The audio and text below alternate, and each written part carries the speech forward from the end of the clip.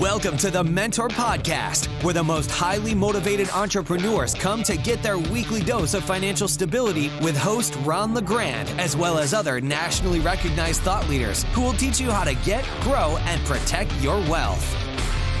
Hey, hello, everybody. This is Ron LeGrand with another episode of the Mentor Podcast, designed to help you make more money, make it faster, keep more of it, and enjoy it more along the way, and protect it as well. I have Sophia Grigio on the phone with me today because she was such a hit at our summit. She came on and talked about how she does business virtually, which is the sign of our times, and how the virus has not slowed her down any. In fact, there's some positives, if there is such a thing to this, about how it's going to change the way we all do business. So welcome, Sophia. You did a magnificent job in the short time I gave you the other day. Thank you, Ron. I'm happy to be here. Okay. Tell us, where are you from? What does your business look like? And then just go right into it, and I'll hit you with questions along the way. Oh, okay. I'm in Fort Lauderdale, Florida, where I actually live. And I've been on Planet Ron for 3 years now, doing the creative business of financing. And it's been a godsend. All right. Well, first of all, tell our audience, what kind of houses do you do? What kind of deals are you doing here virtually? Because yes. A lot of wholesaling going on virtually, but that's not what you're doing, is it? No, I'm not doing wholesale. I'm doing subject to or owner financing typically. Most of the time I try to take it over for the debt that's owed on the property. Uh-huh. And if there's a carryback, we can do a wraparound mortgage for the carryback. So I think they call that the terms business, don't they? So, the terms business, invented by Ron LeGrand. Yeah. Some old guy. Full price for your house, Ron. Okay. That's the catch line. I know when I talked to you the other day, you had 3 deals accepted in 1 week. Was that what I heard? Yes. And I actually have to slow down this train ever since we just opened it up to the other states. So I think people will find that if they just get, used to being outside of their comfort zone and give this a try, it's not as hard as you think. It's actually maybe even easier than doing it with boots on the ground or you yourself going to that appointment. Yeah, because you don't have to leave your office. So we got to get on that because I know we've got a bunch of questions already. How on earth do you operate in all those states when you don't have somebody in those states? So answer that one first. Yep.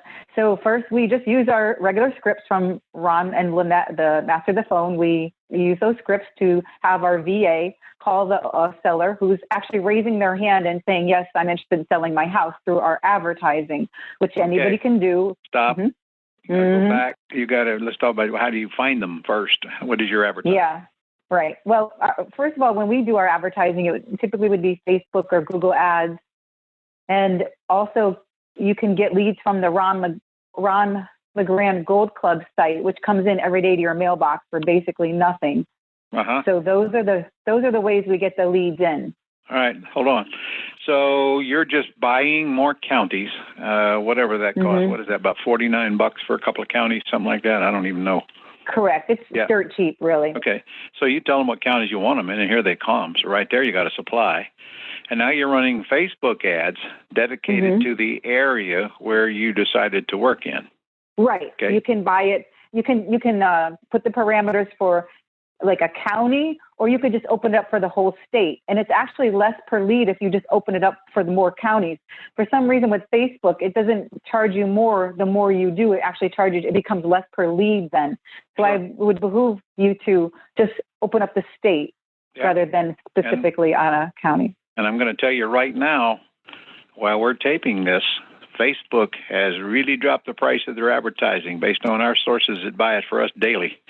It's a great time to get out there and get on Facebook and to attract people to call you. By the way, I got to tell you, at 11:30 this morning, I went to somebody's house to talk to them about buying. I did not get the house because my acquisitions really didn't explain it clear enough. But my point is this. I knocked on the door. They let me in. They didn't seem to care. It was business as usual. Husband and wife and child were home, and I walked through the house, and we sat down at the kitchen table, and you wouldn't even know there was a virus. Okay, we were 6 feet apart. No doubt about that. We didn't touch each other. Almost did. It was instinctive to shake hands, but I caught myself real quick. But the myth that everything is stopped because the virus is stopped is just not true. And I'm hearing this from a lot of people, including realtors. By the way, last week I got a full price offer on a house that I listed with a realtor, and the realtor showed the house. So it's still going on. I believe you said that on the summit. I think you shared that, and okay. Yep. But I agree. now you have opened up a whole new can of worms here, because honestly, it don't make any difference where the house is the way you're doing it right now, does it? No, because as soon as we have, so we going back to the original point of the question, we go ahead and have the VA. Your VA can read this opening script, and then the VA will send that to Ron's VA will send that to you and your box. And all you really have to do is get good at the closing script. So, and just about anybody can do that, right, Ron? Well, they should be able to do it. I wish I could say everybody does it, but they don't, and they don't practice enough. And now when they get people telling them no, some of them just give up. But the ones with a little tenacity and are willing to do a little practicing can easily master it. It's just reading a script, for crying out loud. Yeah. So in your case, though, doesn't matter where the lead comes from. You get the property information sheet, then you call and you use the same script regardless. So, but the real key is, okay, now on the telephone, you get them to come to terms, down, monthly, and price, right?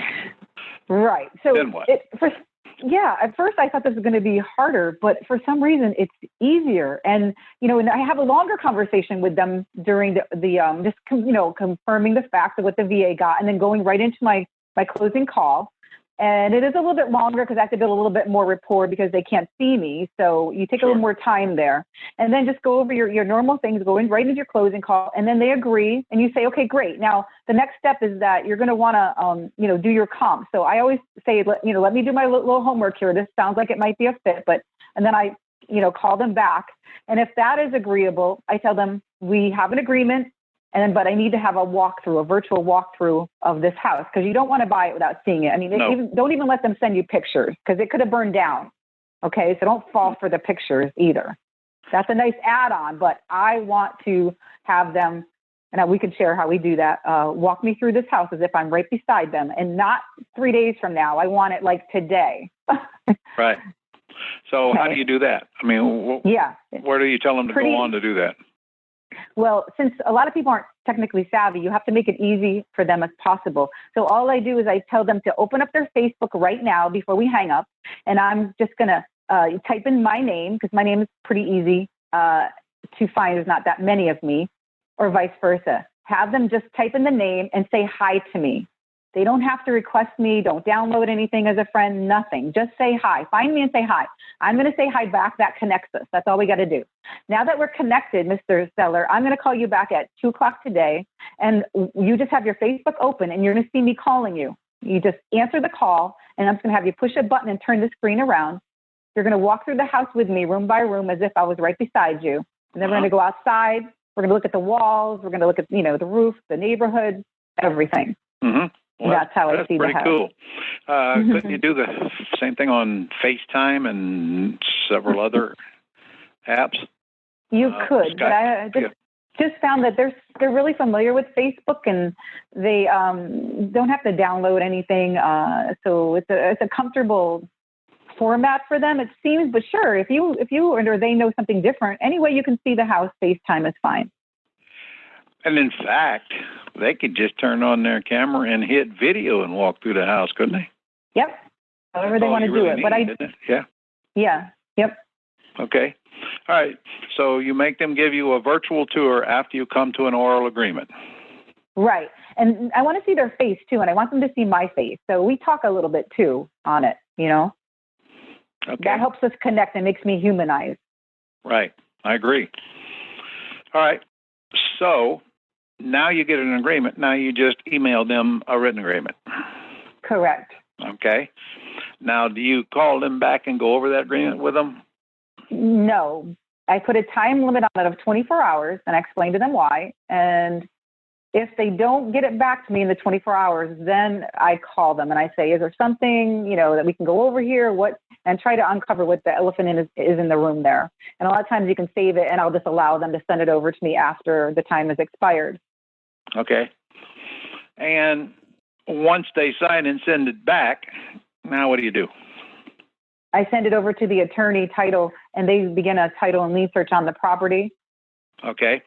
And do you send this to them by DocuSign, or what are you asking them to do there? I think that is a good tool. Right now, I just sent an email, and they were printing and signing it and sending it back. Okay, so they can either scan it or take a picture of it and send it back? Yeah, there's an app on the phone, a little scanner app. So all they have to do is just take a picture of it on their phone, and it can come right to me. So they like that. Okay. What app is that? Let me look on my phone right now, Ron. What the heck did we ever do without these phones? I know. It's called Cam Scanner. CAM as in Mary. Yep. It's a black background with a CS. I'm going to write that down. It is a good one. Cam Scanner. So that, I guess I could probably even use that, couldn't I? Yes. Dumb as I am? Huh? You want to make sure that on your agreement they sign their consideration for the $10. Now, this part's important. Now, how are you going to get that consideration, right? Remember that in the agreement, Ron? Yep. And if you don't give them the consideration, they can back out any time. Yep. So I asked them, I'm going to send that to you like right now when you send this back signed. So I send them $10 usually in PayPal. PayPal is what you do there? All right. Yeah. If they don't have a PayPal account. Then I can send them a check in the mail, but I prefer if they can just download PayPal, or the Cash App is another good app. Cash App. Cash App? No fees. Yeah, it's a green app. Okay. All right. So, got it under contract. Now you've already agreed with the seller when they're going to get out of the house. Mm-hmm. So you just ordered a title search, and then who closes these things for you? Yeah, you want to have a title, attorney. Mine happens to be title and attorney, but the father is the attorney, so they do that for me here in Florida. But yeah, you're going to need an attorney. So Ron Gold Club is so worth, the time to go on there, but he has a new list of certified deal making attorneys on there that you can look up, and he's got quite a few states he's come across here, Florida and Jersey and Connecticut, where you can find some attorneys that he's worked with, and that's what I've been working on, that list and building it from there. Within other investors and clubs you might be on might know somebody in that state, but you do have to find your attorney. Yeah, and there's only 6 of them on there that I've trained. I spent a whole day training them. So even without that, it ain't hard to find an attorney to close these things. And if you just ask around if you know anybody in the area. In fact, how did you pick your area, Sophia? Well, I wanted to be close to Florida because of the warm weather. I don't want to deal with too much winter. And then the 2 winter states I did pick, Pennsylvania, that's where I'm from, so I know, a lot about that state. And Maine, I just targeted where actually my sister and her husband live, two little cities there, that if I got something there would be amazing because they live on a lake and I want to have a second home there. So that was a selfish move there, Ron. I see. So you want only tax-deductible trips? Is that what you're trying to say? Yeah, correct. Okay. Mm-hmm. I would advise our listeners to not get as greedy as you. Come on, Ron. Not try to be all over the country. Just think of this. Why don't you just stick to your state from now and master that crap, and then the same attorney that closes one can close them all. Well, Ron, you want to know what? Yeah. That's exactly what happened. I did. I live in Fort Lauderdale, Florida. You live up there in Jacksonville. Uh-huh. So I started kind of permeating where you were, and that was, kind of a success. So I moved on after that. So, yes, okay. I did that first. All right. Well, I just don't want our people to think that you got to be everywhere. No, you don't. Just expand your area around you, because that makes it less per lead, again, on Facebook, and it's worth it, so it brings your costs down. So, sure. Yeah. Conquer your state first and then go to the next state. Absolutely. But Sophia, how can you buy a house without actually looking at it? Well, this is the way of the future, Ron. I mean, everyone's coming to your... I'm worried. What do you have invested, Ron? What do you have invested in this if it falls apart? Closing costs. That's it. Okay. So you're telling me the most I can lose is my entire investment? Yes. Which is almost nothing? Is that what you're trying to tell me? Right. Yep. So how about we get out there and lock up a lot of deals, and we'll worry about that problem when that happens. Okay. So, all right. So now you close on the house. Now, how do you know they moved out? Well, what I like to do, Ron, is try to get unless it's a smoking hot thing, I'll close on it right away. But in general, I would love to get my lease purchase buyer lined up and get myself 3 months and maybe close sooner. But if I had to, so I want to put it out there for 3 months, start my advertising from a lease purchase buyer, again, with the ads, the same kind of system you use with your seller. You're just going to flip it and use that system to now find your buyer in that area. So you don't close on them right away? You tell the seller you'll close when you find a tenant buyer? Yes. Okay, well, I wouldn't do that, frankly. I mean, okay. Now, granted, if you buy the house, you got to pay closing costs. And granted, you got a payment coming up, but you just said you get 3 months, as I do, before you have to make your first one. So, and granted, you own the house now, so it's your responsibility. Mm-hmm. But, my goodness, if I'm going to buy them for pretty much what I owe on them, I don't